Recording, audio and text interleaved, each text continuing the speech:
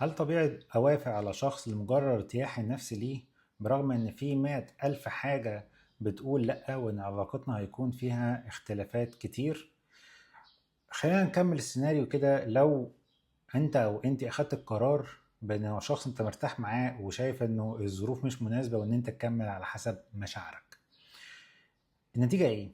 إن أنت في كذا حاجة يعني لفتت انتباهك إنه مش هتنفع، وأنت سكت نفسك وسكت وقلت معلش عايز أجرب العلاقة دي علشان مشاعري، عشان أنا مبسوط.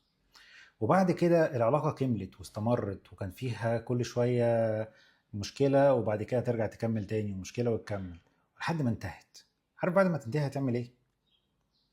هتبتدي بقى تحس إن أنت مش قادر تواجه نفسك، مش قادر تتكلم مع نفسك وتبص لنفسك في المراية، لان انت كنت عارف ان العلاقه مش هتكمل. وبتبتدي ان انت تخش بقى في صراعات، صراع ما بين ان انت تهرب من نفسك وبين ان انت تتمسك بالعلاقه وتحاول بكل الطرق ان انت ترجعها عشان تثبت لنفسك انك صح، ما بين ان انت مش قادر تواجه نفسك فانت في غلوشه وهروب مستمر علشان عارف ان انت غلطان وعارف انه الاذيه دي، فتبتدي ان انت يا اما تحاول ترمي اللوم دوت وترمي اللوم على الشخص ان هو شخص مؤذي وان هو.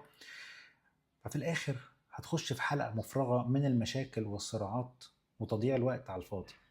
لا طبعا ما ينفعش ان انت تخش علاقة لمجرد ان انت مرتاح نفسيا او منجذب للشخص وانت شايف انه في مؤشرات كتيرة قوي مش مناسبة. انه يكون في حاجة بتنجذب ليها للشخص ده مش معناه ان هو يعني خلاص كده الحب او المشاعر كفيلة لنجاح العلاقة.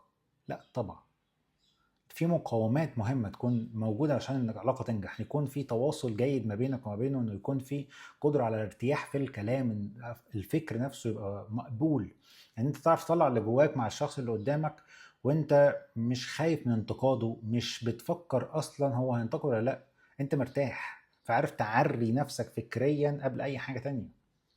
مرتاح ان يكون في هدف مشترك في المستقبل يجمعكم مش يفرقكم، ان يكون في مبادئ مشتركة للحياة تكون متناغمة، تعرفوا تعيشوا في حياتكم بشكل مناسب.